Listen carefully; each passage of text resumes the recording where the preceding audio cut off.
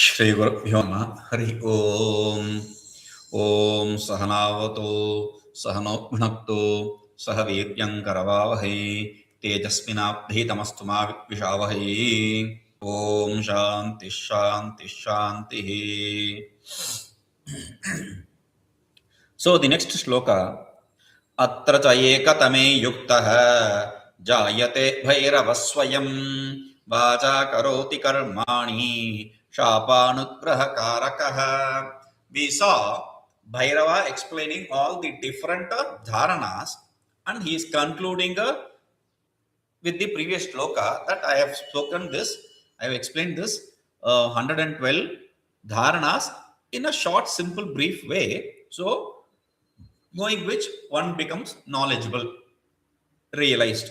Now, after that, he says, atra caikamate yuktah jāyate bhairavaḥ svayam vācā karoti karmāṇi śrīdevī. Atra caikamate yuktah. Atra, here, whatever I have explained among these, cha ekatamate yukta. Ekatame superlative degree. Tama is superlative degree. Means among this, even one, anyone. Yuktaha. He is not saying nyataha. He is saying yuktaha.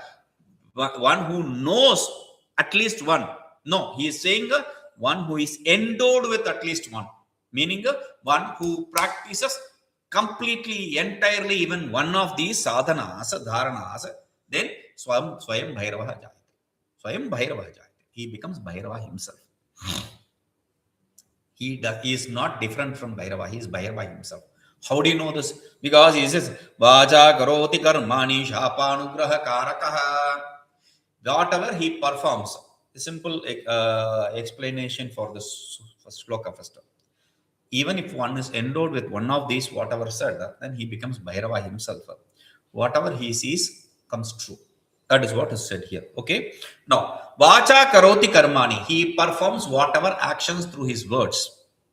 That is good enough. Or whatever actions he performs through the words, through the sense organs, whatever sense organs, etc. That is also possible. But here we are talking about only the words. He performs the deeds through words.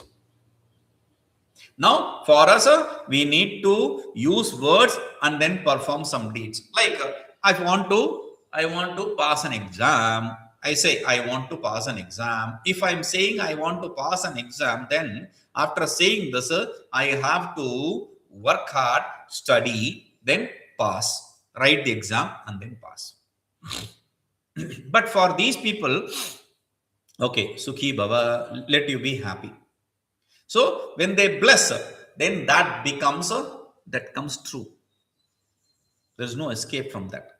So vācā karoti karmāṇi. Their words are potent to bring in the results, whether it is good or bad. That is why he says śāpānugrahakārakaḥ. Whether it is to curse someone or so to bless someone. It is potent to curse or bless someone. That is why in the mythological dramas, you can see in the Purana, etc., when you see the rishis will take water. I'm going to curse you. See, there the curse by the rishis or munis, they are not some kind of curse. It's actually a blessing in disguise. They don't have any bad intention towards anyone. So they cannot curse actually. So it is only a blessing in disguise. Here, the thing is, the difference is when we do something, when we say something or when we do something, we are egotistical about that. That is not there in them. It takes place, that's all. It takes place through them. That is the only thing. They are detached completely from the action and its results. So they are not. They know if they say something, it will become true. That is a given thing. But they will not be too much attached to it. I will curse you, I will bless you. No, there is no attachment or thing. It happens, that's all. Now, even though it is so, they are not interested in doing that also. They see even the people, the one who is a very, very serious person, he sees these also as an obstacle. Blessing and cursing also as an obstacle. Because what is that he wants? Nistaranga upadeshanam. In the previous shloka, he said, I have given the instructions for gaining the thoughtless state, the mindless state. So that is what they are interested in. Because to curse or bless someone, you need to think about it. For thinking, you need to have a potent mind. So a mind, a thought, and word. They are not interested in this series. They don't want to have a mind itself. So they won't involve in doing doing these kind of things. That is the idea. Okay. Then what will they do? ajarāmaratāmeti so nimādigunairyutah yoginīnāṃ devi sarvamelāpakādhipaḥ jīvannapi vimukto'sau kurvannapi na lipyate. Kurvannapi na lipyate, kurvannapi na cheshtitam. Both reading are there. ajarāmaratāmeti. So animadi guna anvitah yoginīnāṃ priyo devi sarvamelāpakādhipaḥ jīvannapi vimukto'sau kurvannapi na cheshtitam kurvannapi na lipyate. ajarāmaratāmeti. They gain the state of old ageless, deathless, okay, states, and they gain the supernatural powers like anima, etc. And they become very, very dear to the great yoginis. And we'll come to what yoginis. The great yoginis, and they are the lord of, they are the masters or the lord of, the head of the melapas, all the melapas. Okay. Then melapa also is another word which we have to understand later. Then because of this, why is it? Because of they being liberated while alive. Therefore, whatever they do, even though they do, they are not associated or attached to it. Okay, they don't gain the results of the actions. That's the idea. ajarāmaratāmeti. Ajara, jararahita, devoid of old age. Marana rahita, devoid of death. Okay, eti inagato dhatu. So they gain a state where that is devoid of old age, devoid of death. Okay, so animadi guna anvitah, and they are endowed with the great attributes, these states called anima, etc. The siddhis called anima, etc. Anima means becoming very small, atom sized. Laghima becoming very light. Mahima becoming huge. All these different kinds of siddhis which are said in the Puranas and the Shastras, in Yoga Shastra, especially these are said, and these are shown in the Puranas. Like Itihasa in Ramayana, if you see, Hanuman shows all these siddhis. He becomes very tiny and enters the mouth and comes out of this. He becomes so huge. So this ghost, which this demon, which has the ability to catch people even with their shadow. It need not have the person itself. It can catch the shadow and it can eat him. So when that is the protector of Sri Lanka. When Hanuman wanted to cross, he was flying. Laghima, he became very light and he was flying. Okay. Now, while he was flying, this ghost, he says, "Okay, I'm going to stop you. So you have to enter. Whoever has to go to the to Lanka, they have to enter my mouth. The enemies. That is the thing. The trespassers. Okay. Can you hold me? Oh yes, of course." So he grows so big, and she also opens her mouth to become such a big mouth, and suddenly Hanuman becomes a very small atom size and enters and comes out. Says, Mother, you asked me to do it and I did it. She says, I know you are going to do all these kind of things, but this is what is fate. So I'm accepting it. So she lets him inside. So flying, growing big, becoming very small in a second, like that. Those kind of siddhis are supernatural powers are possible for these people. Yoginīnāṃ priyo. Hey Devi, oh Devi, these people are very dear to yoginis. Yoginis means the people who have jnana shakti, kriya shakti, or ananda shakti. These powers, they who are endowed with knowledge, who are endowed with the activity, or who are endowed with the bliss, etc. Among them, this for people who are endowed with that, he is a very dear. And sarvamelāpakādhipaḥ. Adhipaḥ means Lord. Lord of all the melapas. Melapa is a word. Another word. It's a technical term here. Yogini is a technical term and melapa is a technical term. Okay. Melapa. Who is melapa? Simply put, melapa means union. Milap. There is a word in milap in Hindi. Milap. They have it in the name also. Har milap, etc. Okay. Har means Shiva. One who has also union with Shiva. Har milap, etc. Okay. Now, melap is union. But here what we are talking about, melap, the word is the group of the union of siddhas as well as sadhakas. The established and the people who are practicing.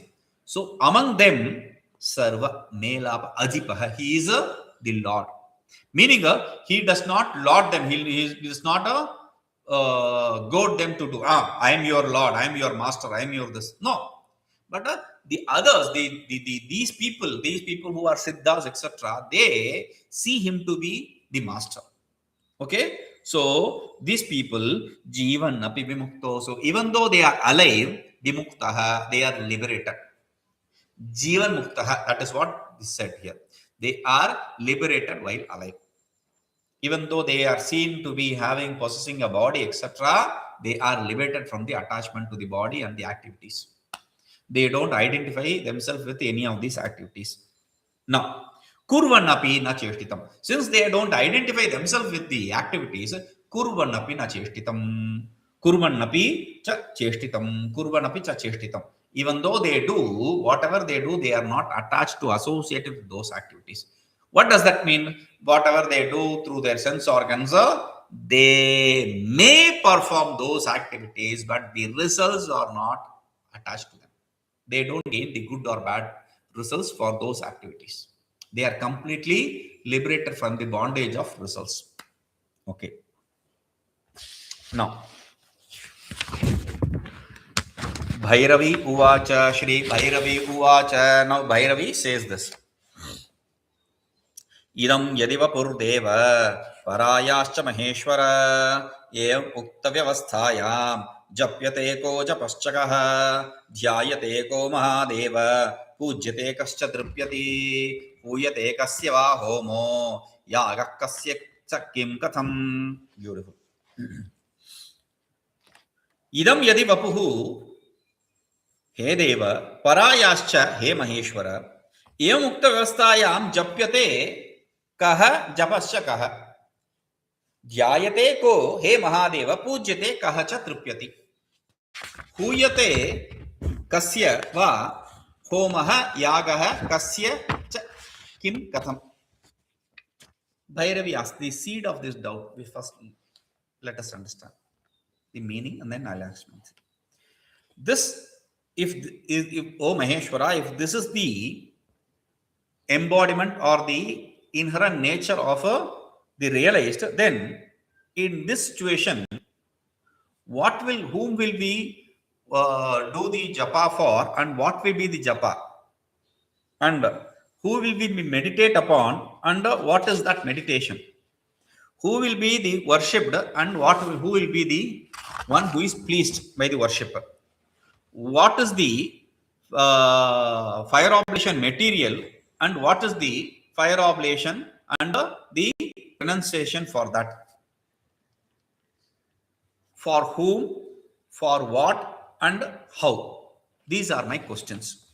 Okay, this is what she asks.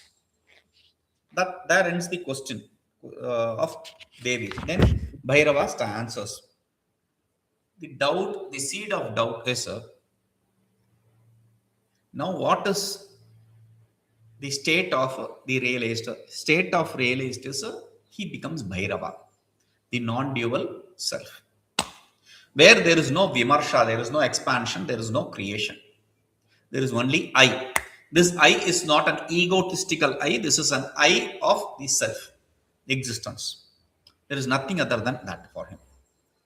When there is nothing other than that, when there is no duality, then where is the activities that pertain to dualities? Like yadi idaṃ parāyāśca vapuhu, he deva, he maheśvara. Oh Lord, if this is the vapuhu means body, embodiment, or the inherent nature, swarupa of the para, the great absolute, then evamuktavyavasthāyāṃ, in this aforesaid state, situation, japyate kaḥ, who will we chant for?